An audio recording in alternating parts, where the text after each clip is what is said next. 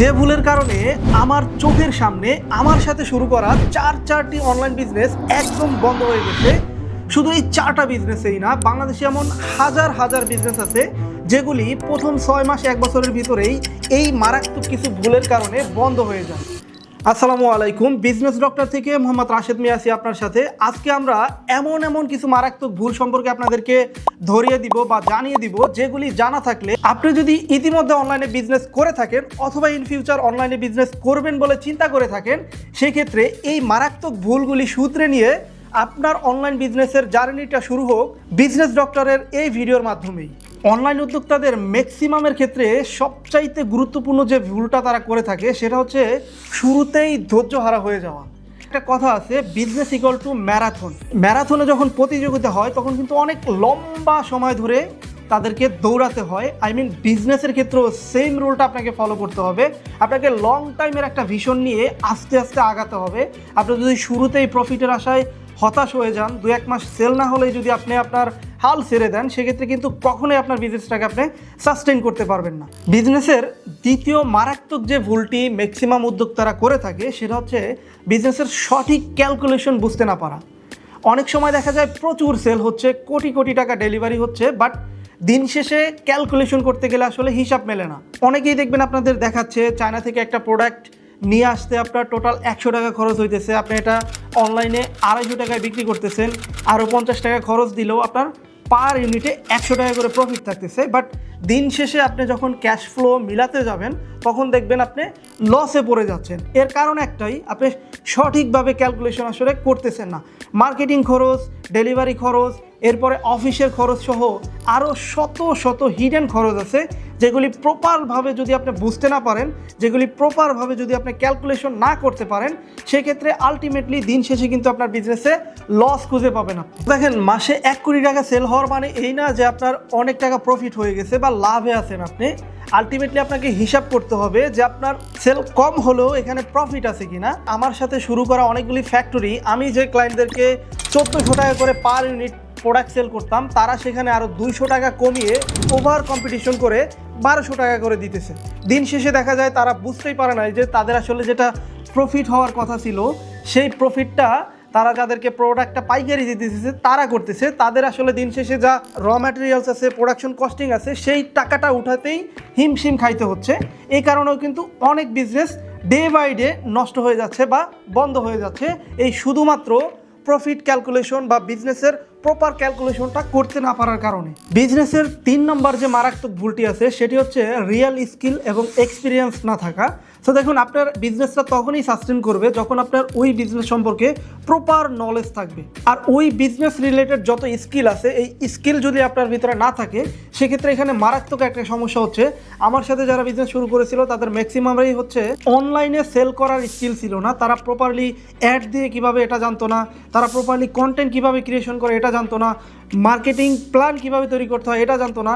এগুলি প্রপারলি না জানার কারণে তারা কিন্তু এই প্রত্যেকটা সার্ভিস আলাদা আলাদা এজেন্সি, আলাদা আলাদা পার্সনকে হায়ার করে নিয়েছিল, এবং দিন শেষে দেখা যায় তাদের যে টাকাটা প্রফিট হওয়ার কথা ছিল সেই ম্যাক্সিমাম টাকাই এজেন্সি বা বিভিন্ন পার্সনের পিছনে খরচ হয়ে যাইতেছে। সো এই জিনিসগুলো যদি আপনি না জানেন এবং কি সেই যে ব্যবসাটা আপনি শুরু করতেছেন সেই ব্যবসার ব্যাপারে যদি বাস্তবিক অভিজ্ঞতা আপনার না থাকে, সেক্ষেত্রে কিন্তু দিন শেষে আপনার বিজনেসটা টিকবে না। বিজনেসের 4 নম্বর ভুলটি হচ্ছে কাস্টমার এবং ব্যবসায়িক পার্টনারদের সাথে কমিটমেন্ট ঠিক না রাখা।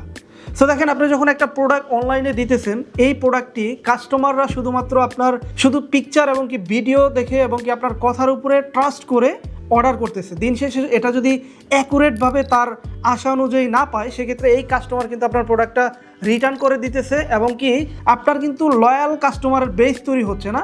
আপনি যদি প্রপারলি একটা কাস্টমারকে যা প্রমিস করতেছেন ওই এক্স্যাক্ট প্রোডাক্টটাই ডেলিভারি করতে পারেন, সেক্ষেত্রে কিন্তু ওই কাস্টমার আরও অন্য কাস্টমারদেরকে ওয়ার্ড অফ মাউথে রেফার করে এবং কি আপনার একসময় অর্গানিক অনেক বড় একটা কাস্টমার বেস তৈরি হয়ে যায়। প্রমিস এবং কমিটমেন্ট ঠিক না রাখতে পারেন, আপনার ব্যবসা কিন্তু বেশি দিন টিকবে না, এটাই স্বাভাবিক। অন্যদিকে আপনার র ম্যাটেরিয়ালস বা আপনার ব্যবসায়িক প্রয়োজনের যত কিছু পারচেস করার প্রয়োজন হয়, আপনার অন্য একজন B2B বিজনেস পার্টনারের সাথে কিন্তু আপনাকে এই ডিলিংসগুলি করতে হয়। সো সঠিকভাবে যদি তাদের সাথে আপনি কমিটমেন্ট ঠিক না রাখেন, সেক্ষেত্রেও কিন্তু আপনার প্রপার টাইমে প্রোডাক্ট পাবেন না, প্রপার টাইমে আপনার র ম্যাটেরিয়ালসগুলি আপনি পাবেন না। লেটসে আপনি যদি ঈদের সময়ের কথা চিন্তা করেন, রমজান মাস আসলে কিন্তু আমাদের প্রোডাক্টের চাহিদা স্বাভাবিকভাবে অনেক বেশি থাকে। সো সারা বছর যদি কোনো আপনার পার্টনারের সাথে যদি আপনি ভালোভাবে ডিলিংস না করেন, আপনার ডিউ যদি ক্লিয়ার না করেন, আপনার কথা যদি ঠিক না রাখেন, সেক্ষেত্রে কিন্তু ওই সময়ে তার অনেক বেশি ক্লায়েন্ট তৈরি হয়ে যাবে। সে কিন্তু আপনাকে কেয়ার না করে তার প্রোডাক্টগুলি অন্য জায়গায় বাইপাস করে দিবে। দিন শেষে কিন্তু আপনি ওইখানে অনেক বড় ধরনের একটা ধরা খাবেন। সো এই যে কমিটমেন্ট ঠিক না রাখার কারণে অনেক ব্যবসা কিন্তু নষ্ট হয়ে যাচ্ছে বা বন্ধ হয়ে যাচ্ছে। সো ছোটো করে হলেও যতটুকু পারেন ততটুকু প্রমিস করবেন, প্রয়োজনে কম প্রমিস করবেন, বাট প্রমিসটা অ্যাকুরেট রাখবেন। যা প্রমিস করবেন তার চাইতে বেশি ডেলিভারি করার চেষ্টা করবেন। অনলাইন বিজনেসের 5 নাম্বার যে ভুলটি ম্যাক্সিমাম উদ্যোক্তারা করে থাকে সেটি হচ্ছে প্রপারলি প্রোডাক্ট মার্কেট চাহিদা সম্পর্কে তাদের নলেজ না থাকা এবং এর প্রপারলি কাস্টমার রিসার্চ না করা।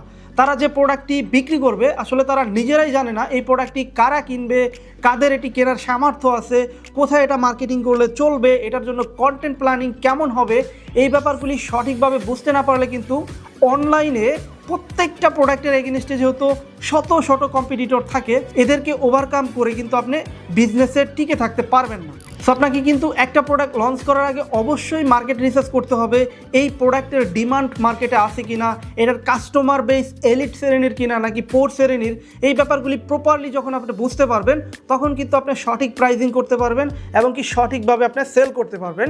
আর এইগুলি যদি আপনি বুঝতে না পারেন সেক্ষেত্রে কিন্তু আপনার ব্যবসা সেল বন্ধ হয়ে যাবে, আর সেল বন্ধ হয়ে যাওয়ার মানে হচ্ছে আপনার বিজনেস বন্ধ হয়ে যাওয়া। ওকে, বিজনেসের 6 নাম্বার যে ভুলটি ম্যাক্সিমাম উদ্যোক্তারা করে থাকে সেটা হচ্ছে তাদের সর্বপুঁজি একসাথে ইনভেস্ট করা বা অনেক বড় আকারে শুরু করা। ইংরেজিতে একটা প্রবাদ আছে, don't put your all eggs in on basket. আপনার যে অ্যাসেট আছে এটা আপনি সব যদি একটা বিজনেসের ভিতরে ইনভেস্ট করে ফেলেন, সেক্ষেত্রে কোনো কারণে যদি বিজনেসটা সাস্টেইন না করে তখন কিন্তু আপনি অনেক বড় বিপদে পড়ে যাবেন। তাই প্রথম দিকে আপনার উচিত হবে অল্প থেকে শুরু করা, ছোট থেকে শুরু করা এবং আস্তে আস্তে করে আগানো। সেক্ষেত্রে আপনার বিজনেসটা অনেক বেশি স্ট্রং হবে। উদাহরণস্বরূপ এখন আমার অফিস দেখে যদি আপনি এই সেমভাবে একটা বিজনেস শুরু করতে চান, সেক্ষেত্রে কিন্তু আমার যে এক্সপিরিয়েন্স, আমার যে নলেজ বিগত 2 বছর কাজ করে হয়েছে, এটা কিন্তু আপনার ভিতরে থাকবে না, যার ফলস্বরূপ আপনার বিজনেসটা কিন্তু ওইভাবে আপনি ট্যাকেল দিতে পারবেন না। সো আমার বিজনেসের শুরুতে কিন্তু আমি ছোট্ট একটা 3 রুমের অফিসে মাত্র 4 থেকে 5 জন স্টাফ নিয়ে কাজ শুরু করেছিলাম, যেখানে আমরা এখন 30 থেকে 40 জন নিয়ে কাজ করতেছি।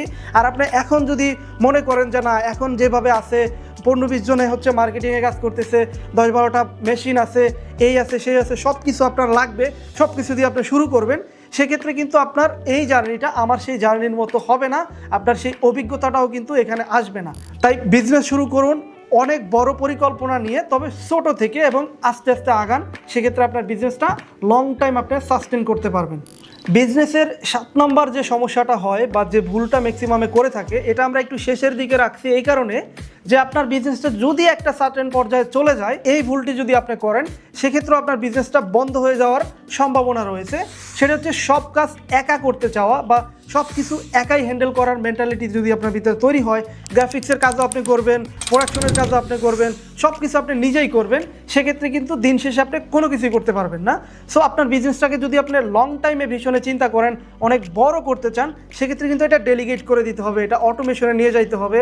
আর সব কিছু যদি আপনি একাই করতে চান, সব কিছুকে একদম গোলমাল লাগিয়ে দিবেন, আপনার কোনো কিছুই ঠিকমতো করতে পারবেন না।